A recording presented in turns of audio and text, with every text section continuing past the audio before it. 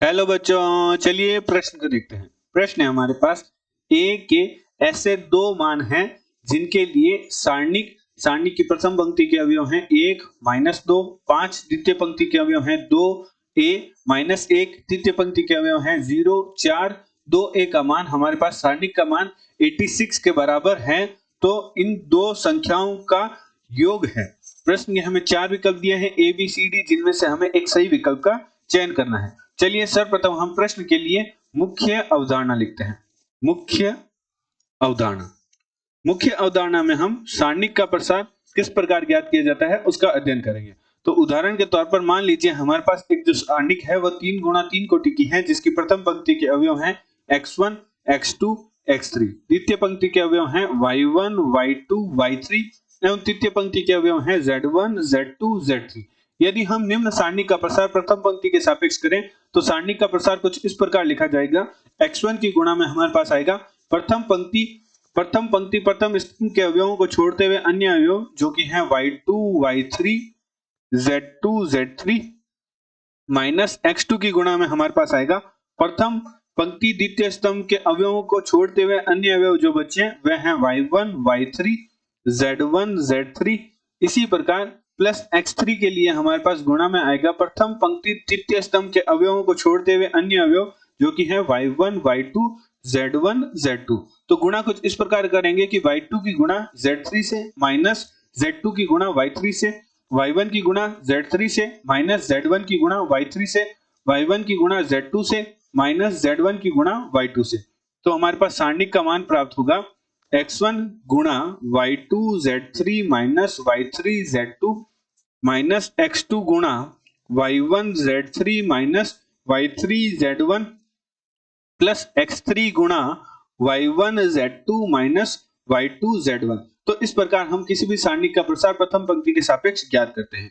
अतः प्रश्न अनुसार प्रश्न में हमें सारणी का मान 86 के बराबर दे रखा है और कहा है कि a के दो मान है, तो इन दोनों मानों का योग हमें ज्ञात करना है। तो चलिए सर्वप्रथम हम सारणी को हल करते हैं और a का मान ज्ञात करते हैं। तत्पश्चात a के जो हमारे पास मान प्राप्त होंगे उनका योग हमें ज्ञात करके हम देखेंगे हमारा कौन सा विकल्प सही है। अतः प्रश्न अनुसार प्रश्न में हमारे पास सारणी दे रखी है जो कि सारणी का मान हमें बराबर दे रखा है 86 के, जहां सारणी की प्रथम पंक्ति के अवयव हैं 1 माइनस 2 5, 1 माइनस 2 5, द्वितीय पंक्ति के अवयव हैं 2 ए माइनस 1, तृतीय पंक्ति के अवयव हैं 0 4 और 2 ए। तो निम्न सारणी का प्रसार मुख्य अवधारणा अनुसार यदि हम प्रथम पंक्ति के सापेक्ष करें तो प्रथम पंक्ति के सापेक्ष कुछ इस प्रकार लिखा जाएगा। 1 की गुणा में हमारे पास आएगा a माइनस 1 4 2 माइनस 2 की गुणा में हमारे पास आ जाएगा प्रथम पंक्ति द्वितीय स्तंभ के अवयवों को छुपाते हुए अन्य अवयव जो कि है 2 माइनस 1 0 2a प्लस 5 की गुणा में हमारे पास आ जाएगा 2a 0 और 4 का मान बराबर हमारे पास है 86 के।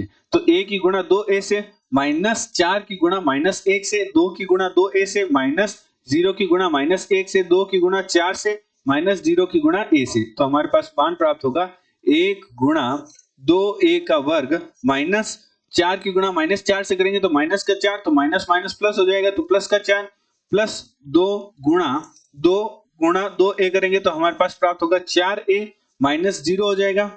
तो 4a लिख लेते हैं प्लस 5 की गुणा में हमारे पास आएगा 2 की गुणा 4 से करेंगे तो 8 माइनस 0 बराबर है 86 के।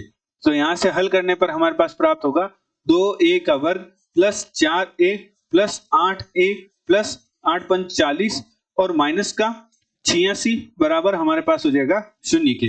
तो हल करने पर हमारे पास प्राप्त होगा 2a का वर्ग plus 8a plus 40 minus 86 plus 4 करेंगे तो हमारे पास प्राप्त होगा माइनस का 42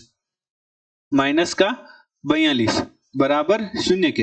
अब यहाँ हमारा तीनों पदों में 2 उभयनिष्ठ स्टार है तो 2 को बाहर निकाल लेते हैं तो हमारे पास द्विघात बन जाएगी a का वर्ग प्लस 4a माइनस 21 बराबर 0 के। तो 2 जो गुणा में है उसे भाग में भेज देते हैं तो हमारे पास द्विघात बन जाएगी a का वर्ग प्लस 4a माइनस 21 बराबर 0 के। तो गुणा करने पर तो माइनस का 21 आना चाहिए और जोड़े घटाए तो 4 आना चाहिए। तो हम 4a की गुणनखंड कुछ इस प्रकार करते हैं कि a का वर्ग प्लस 7a जो हमारे द्विघात समीकरण है उसे गुणनखंड विधि की सहायता से हल करते हैं तो गुणनखंड कुछ इस प्रकार होंगे।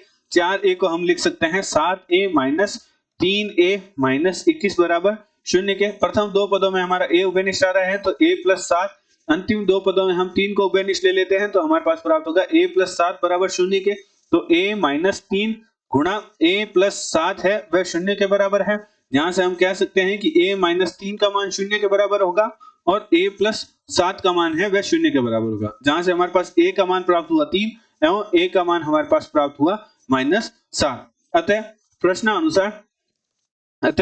प्रश्नानुसार a के दोनों मानों का योग करने पर, प्रश्न में हमें a के दोनों मानों का योग ज्ञात करने को कहा है तो 3 प्लस माइनस 7 करेंगे तो 3 माइनस 7 हमारे पास प्राप्त हो जाएगा माइनस 4।